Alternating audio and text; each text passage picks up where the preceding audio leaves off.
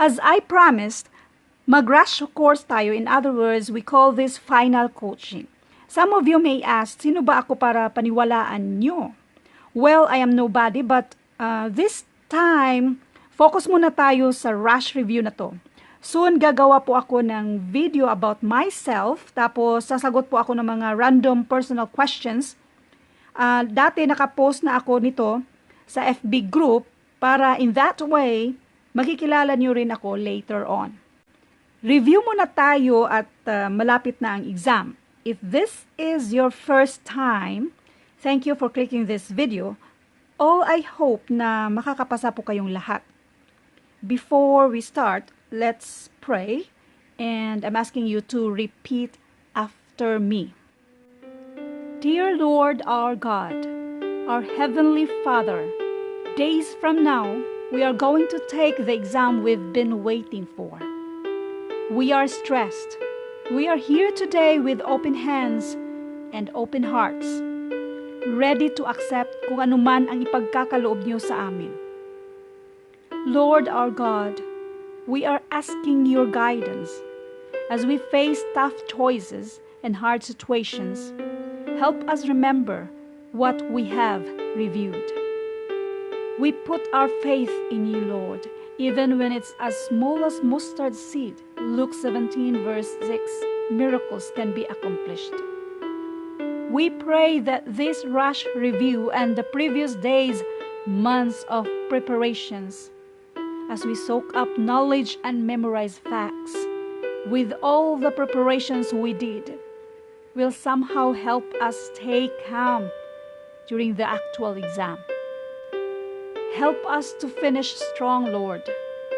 Help us not to fear, but to trust you in this situation. May we do all of this for the glory of your name. Amen. Now let's start. Question number 1, paragraph organization. Identify which one came first, second, third, fourth. Sa actual na exam, mayroon kayong mga choices.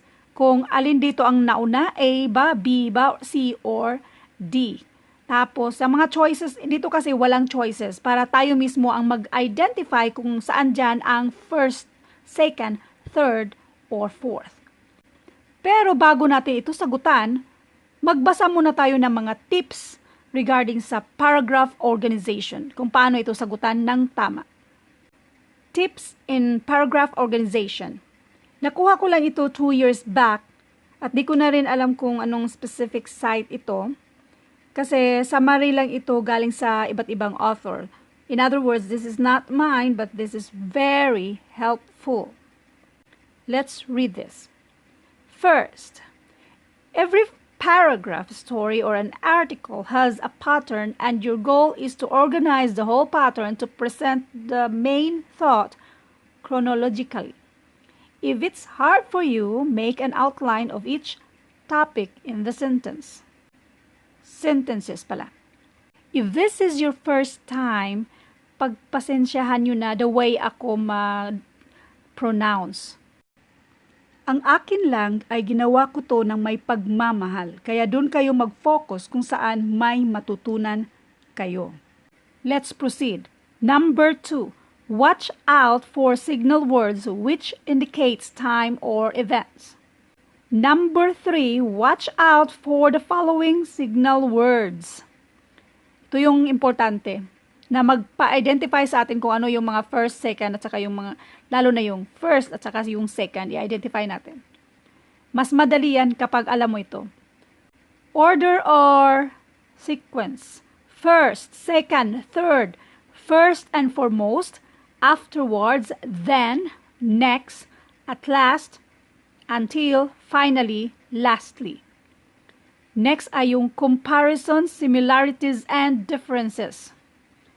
But, however, on the other hand, than, likewise, nonetheless, nevertheless, similarly, opposed to, apparently. Next is yung cause and effect, because, hence, thus, therefore, consequently, subsequently. Paragraph organization techniques. Find the topic sentence. It usually contains the main idea or the main topic. Yung first line, dapat yan yung hanapin natin, yung topic sentence. Bali, yun yung maka-stand on its own. Yun yung topic sentence. Next, find the supporting sentences that support that topic sentence. Next is find the concluding sentence or the closing sentence. It's usually the final thought or conclusion and marks the end of the article, paragraph, or story. How to answer paragraph organization test part. Number 1. Read all the sentences while trying to find the topic sentence. Read using your eyes only. Hanapin mo yung topic sentence. Now, what is topic sentence? The topic sentence is unique because it can usually stand on its own, and it states what the paragraph is all about. When spotting the topic sentence, you may be able to eliminate some of the options by looking for pronouns. Topic sentences should have its own noun subject. If the sentence only has a pronoun subject, it cannot be the topic sentence. Always remember that the first sentence is a topic introduction. Balik tayo sa question, ha? Saan dito sa 4 kaya ang topic sentence? Basahin natin para lang sa review na ito. Pero sa actual, read it with your eyes. They will help you to purchase. Hindi yan, walang noun yan. They. Ano yung they? So, hindi yan siya ang topic sentence natin. Thus, medyo hindi yan. Pero basahin lang natin. Thus, you must be wise and pay in full if you want to avoid never-ending debts. Wala yung subject dyan. So, hindi rin yan. Ang pangatlo, si letter C, credit cards, okay, may noun tayo, are helpful if you know how and when to use them wisely. Itong sentence na to, kung kahit yan lang, naintindihan mo na kung anong topic natin.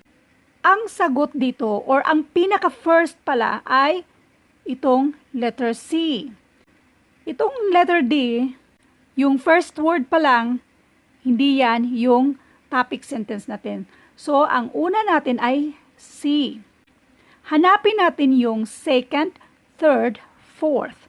Basahin ulit natin yung tips. So, ito yung topic sentence. Basahin natin yung next pala. Kapag sigurado ka na sa first sentence mo at nagkataon na isa lang sa choices mo na yun ang nauna, no need to analyze the next sentence. Sagutan mo na and proceed na sa next question. That will save more time. Bali kung sa choices, halimbawa lang ito ha. Bali ang sa choices ay choice 1, ganyan man yun. C, A, B, D, choice 2, A, B, C, D, choice 3 ay A, C, D, B.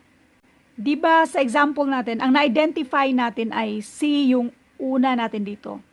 Sa choices, isa lang yung C. So, direkta ka na yun na yung sagot. Huwag mo nang basahin lahat para ma-save na yung time. Example lang ito ha.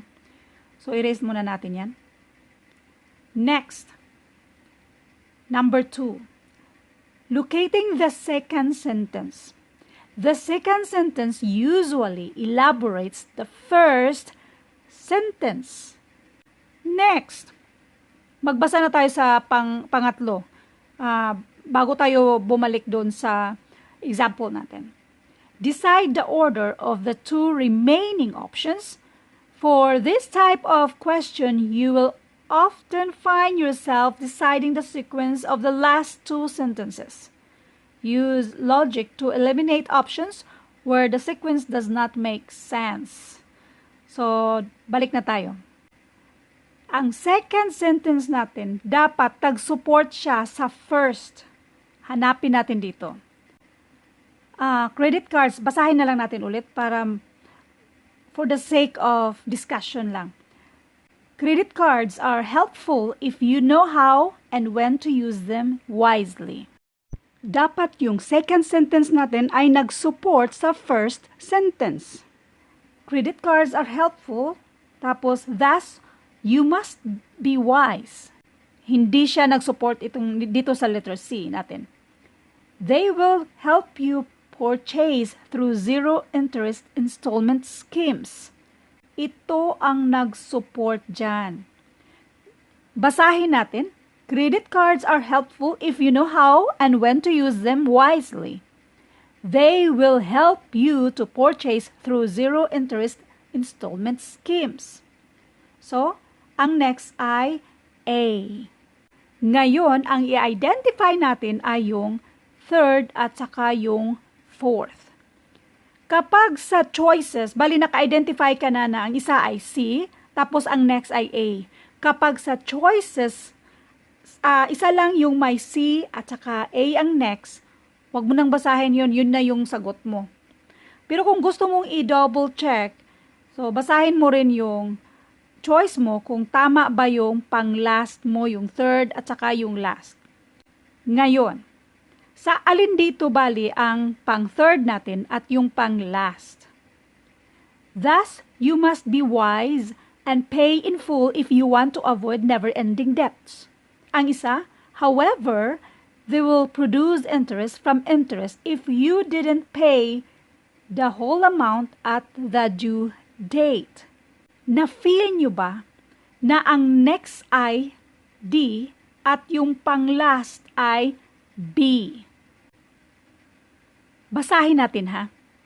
However, they will produce interest from interest if you didn't pay the whole amount. Ito, nag-contradict bali siya na credit cards are helpful if you know how and when to use them wisely. Tapos, ang next na supporting na sentence dyan ay they will help you to purchase through zero-interest installment schemes. However, they will produce interest from interest if you didn't pay the whole amount at the due date. Yung pang-last mo, thus, you must, parang closing siya ba? Closing ba?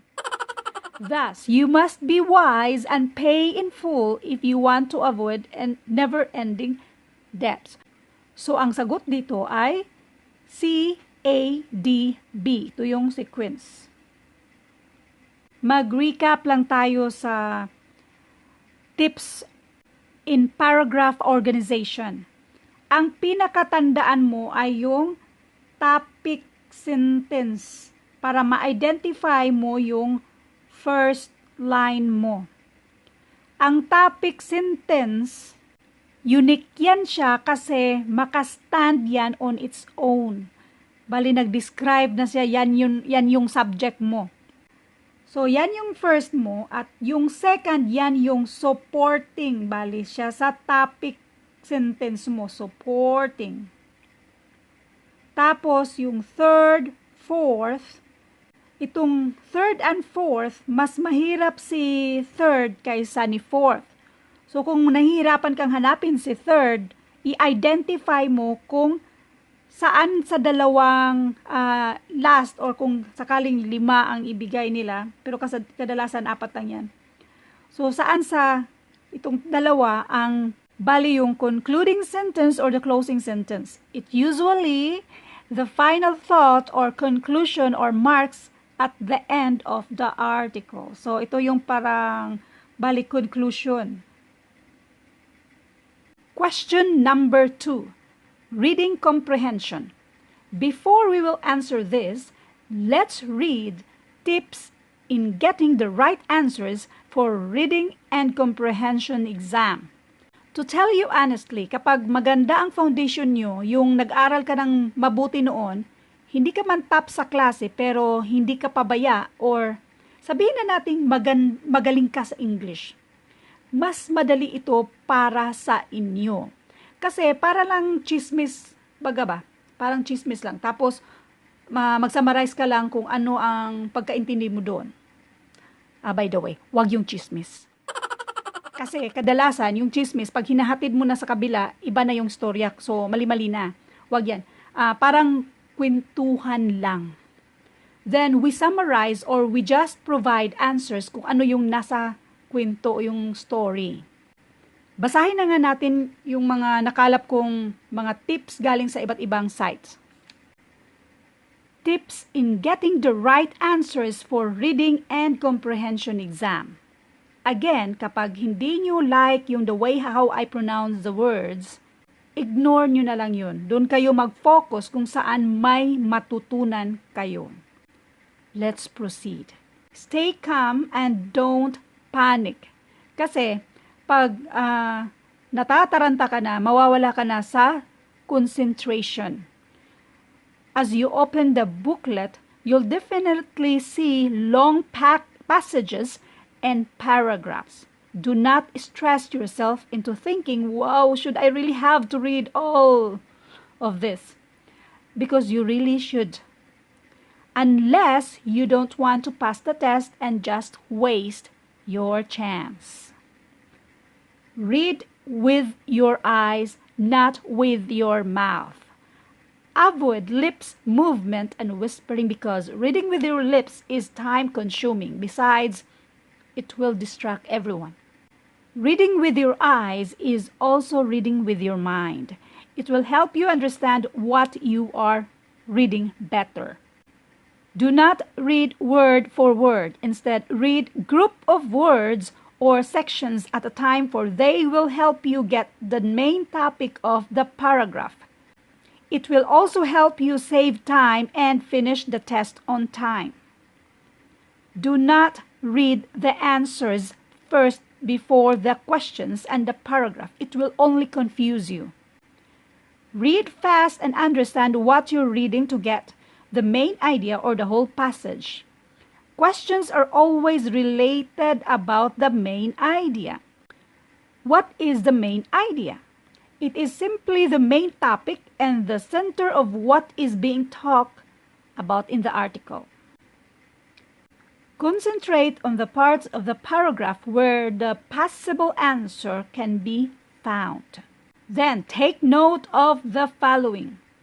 Main idea is simply what the story is mainly about.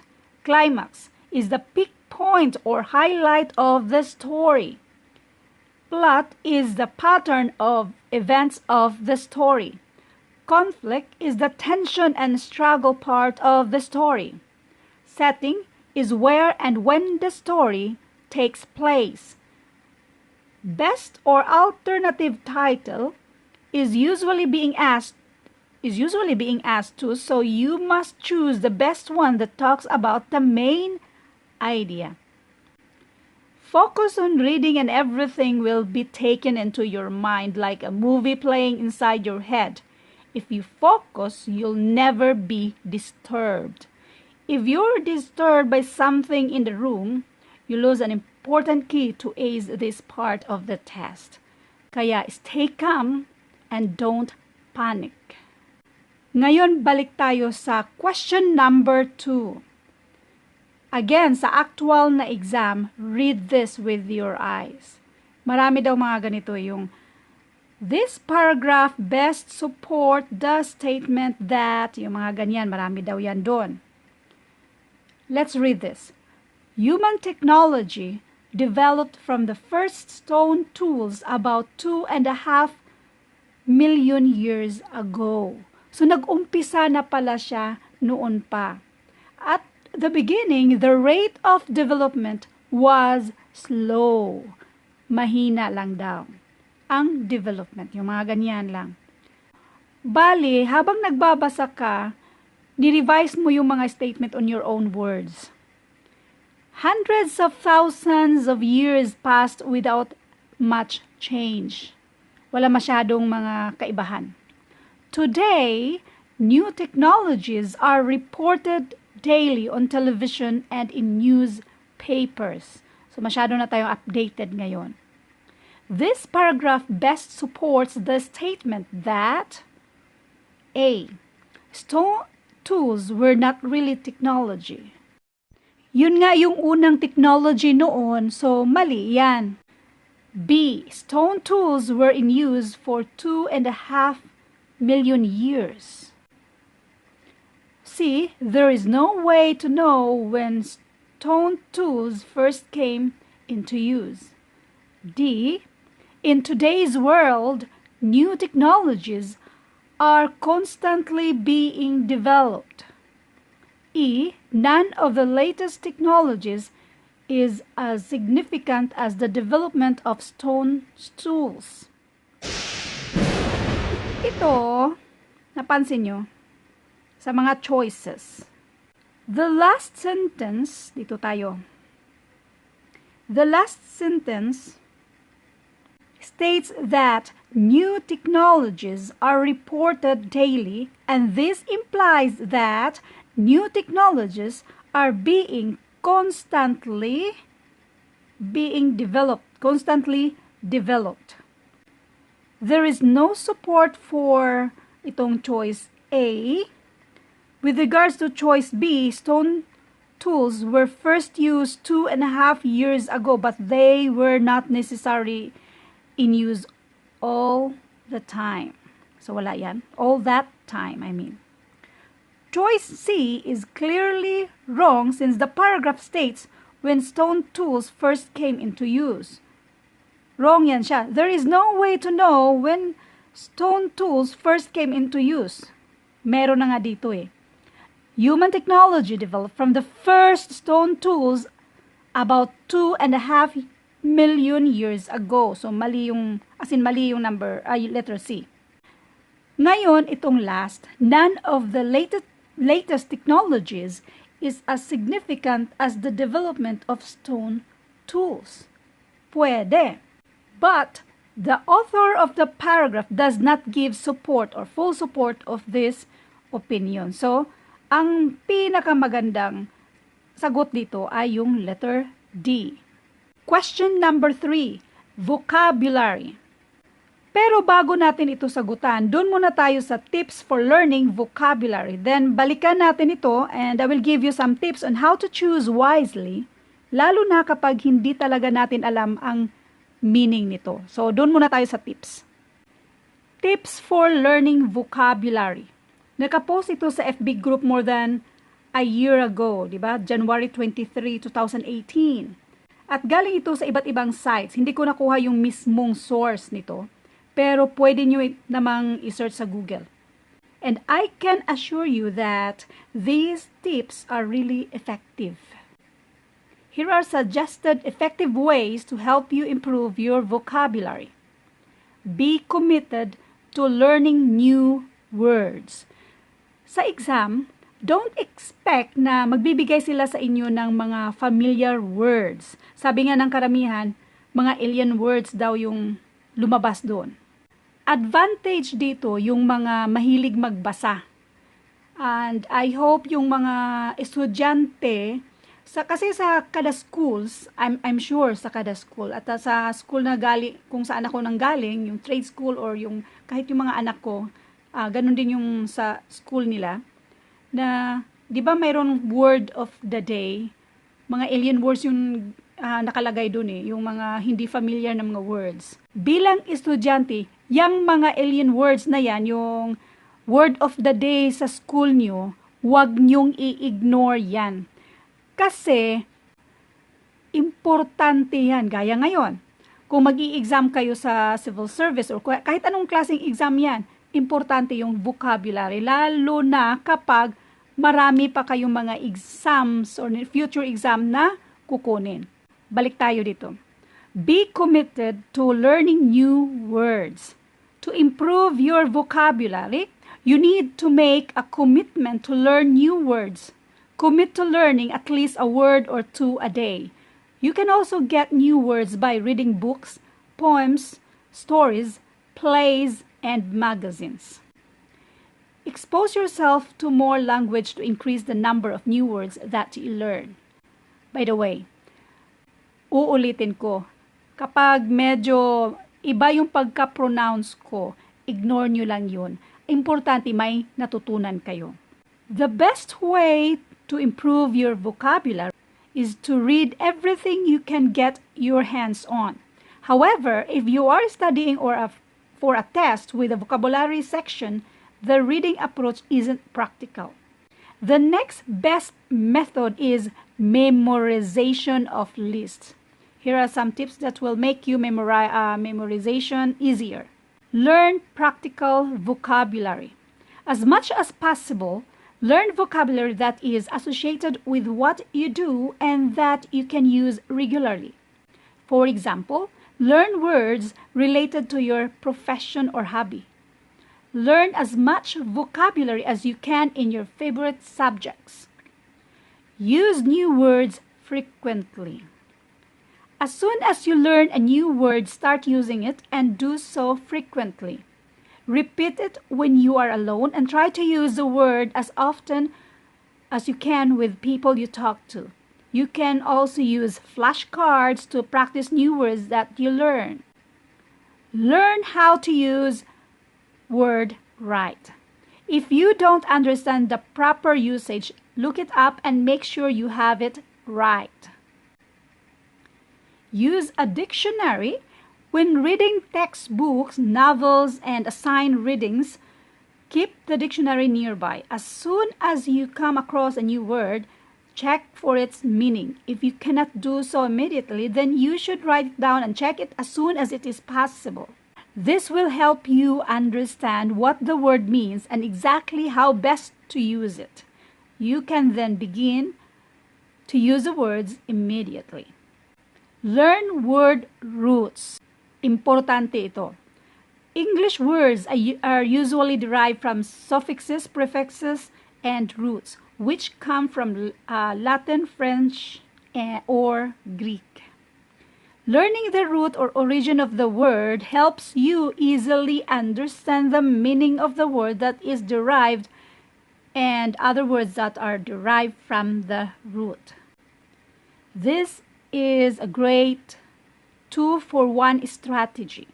Some prefixes, suffixes, roots, and stems are used in 2 to 3, 2, 3, or 4 or more words. So if you know the root, prefix, and suffix, you can guess the meaning of many words. Use flashcards. Flashcards are one of the best ways to memorize things. They can be used anywhere and anytime, so you can make use of odd free moments waiting for the bus or waiting in line. So basahin lang natin ito. Make your own or buy commercially prepared flashcards and keep them with you all the time. More or using flashcards. Otherwise, yung mga apps natin ngayon, gaya ng Webster na dictionary, mayroon yung doon na parang game sa mga words. So, nakakatulong din yun. Make word list. Learning vocabulary and learning many things requires repetition. Keep a new words journal in a separate section or separate notebook. Add any words that you look up in the dictionary as well as from word list. Review your word list regularly. Photocopying or printing of word list from the internet or handouts is not the same. Actually, writing out the word and a few notes on the definition is an important process for imprinting the word in your brain. Writing out the word and definition in your new word journal forces you to concentrate and focus on the new word. Hitting print or pushing the button on the photocopier doesn't do the same thing. Iba pa rin yung isusulat mo talaga. Study group or study partner. Learning in a group or with a partner helps to speed up the learning process and cuts down the amount of time. Have group members or study partner quiz and drill you and then switch. So more study groups katulad sa grupong ito. Now we will go back to question number 3 na vocabulary natin. But before we will answer this, let me also give you some tips kung paano mag-choose ng sagot lalo na kapag di nyo alam ang sagot. Maraming paraan para makaguess ka ng tama Kumbaga, maging magician ba sa exam. Yung tipong nakakatama ka kahit di mo alam. During sa pagka-estudyante ko sa University of San Carlos, Cebu City, meron kasi kaming tinatawag na departmental exam. I got a perfect score in 100-item English exam. Parang hindi ka panipaniwala pero nangyayari. Ang pinakaayaw ko sa English ay yung finding the error. Kaya hindi ko rin ini-include dito sa final coaching natin. Ayoko talaga dyan. Pero mga 20 items yata siya dun sa exam namin noon, nakuha ko pa rin siyang i-perfect. Ang point ko lang, huwag kayong mawala ng pag-asa kung sakaling hindi nyo alam yung sagot. Kasi multiple choice naman yun eh. Importante lang ay maging wais. Ngayon, ito yung sarili kong tips. Remember the acronym LEN. Yan. Pero mag-google kayo para mabasa nyo yung iba, lalo na yung ibang mga tips, lalo na yung mga expert. Kasi yung akin ay pangkanto lang kasi to. L for look for different word. Ang ibig ko ba sabihin yung naiiba sa choices. Like yung mga synonyms, lahat sila kapareho, may isang naiiba. Yung naiiba, yun na yung sagot. Like, lahat sila something positive. May isa doon ay negative. Yun na yun. Like, lahat ng mga nasa choices, familiar ka sa meaning, except sa isa, kadalasan yun ang sagot. Like, yung sa choices naman, isa lang ang yung pinakamahabang mga explanation doon. Yun, kadalasan ang sagot. Next is E for elimination. Mag-eliminate ka. Doon ka maglalaro sa mga choices. So, mag-eliminate ka yung mga malayo masyado sa meaning ng word na yun. Next ay never change your answer. Don't go changing all the answers at the end. Unless na lang kung sure ka talaga sa sagot mo na ay mali talaga to, so i-change mo. Unless na lang kung ganon. Research shows that students are more likely to change a correct answer into a wrong answer than the other way around. These examinees will often pick an answer based on its feel or their instinct. These guesses should be left as they are. Kung naka-choose ka na ng sagot, wag mo nang i-change yan unless na lang talaga kung sure ka. Now, go back tayo dito sa question. The preacher used a euphemism for an unpleasant subject. Is it A, ugly picture, B, substitute word, C, homeless person, D, visual aid? Tingnan natin kung effective ba tong acronym na binigay ko sa inyo. Look for different word. Dito sa choices, parang wala namang nagkakaiba dyan. Ugly picture, substitute word, homeless person, visual aid. Ano kaya ang kakaiba dyan? Ito, mag-analyze tayo. The preacher used something, kasi hindi natin alam kung ano yan, for an unpleasant subject. Naiisip nyo ba na maggagamit siya ng something for an unpleasant subject? Itong word na substitute. Mag-substitute siya sa something for an unpleasant subject. Ito yung naiiba dito eh. The preacher used ugly picture for unpleasant subject. Para mang nag-ugly picture for an unpleasant subject, okay, pwede, pero parang hindi masyado. A preacher used a homeless person for an unpleasant subject. Parang walang sense. A preacher used visual aid for an unpleasant subject. Hindi ba mas magaan pakinggan kapag substituted word ang i-meaning natin dito? So, what we just did is elimination. Next, N for never change your answer. Kasi ngayon, ipagpalagay natin na hindi mo talaga alam ang meaning nito. Ngayon, ang sagot na natin ay B. Huwag mo nang i-change yan. Kasi, using our instinct, sabi natin, hindi siya ugly picture, hindi siya homeless person, hindi siya visual aid. Yung instinct natin na unpleasant subject dapat is substitute. So, substituted word. So, actually, ang sagot dito ay letter B. Isa lang ang example natin dito sa vocabulary. Pero sa FB group natin, araw-araw or every other day, meron tayong quizzes, 10-item quizzes na vocabulary. I really hope nag-participate kayo doon kasi nakakatulong talaga yun para mag-increase ng vocabularies nyo. Isang dagdag pa, kapag ang vocabulary exam nyo ay meron nasa loob yung word mismo, ang hinanapan natin na meaning ay nasa loob mismo ng isang sentence. Katulad nito, the preacher used a euphemism for an unpleasant subject. Mas nagbibigay ito sa atin ng clue. Isa lang yung example natin dito, but see description below kasi ilalagay ko dyan lahat yung mga links na pwedeng makatulong.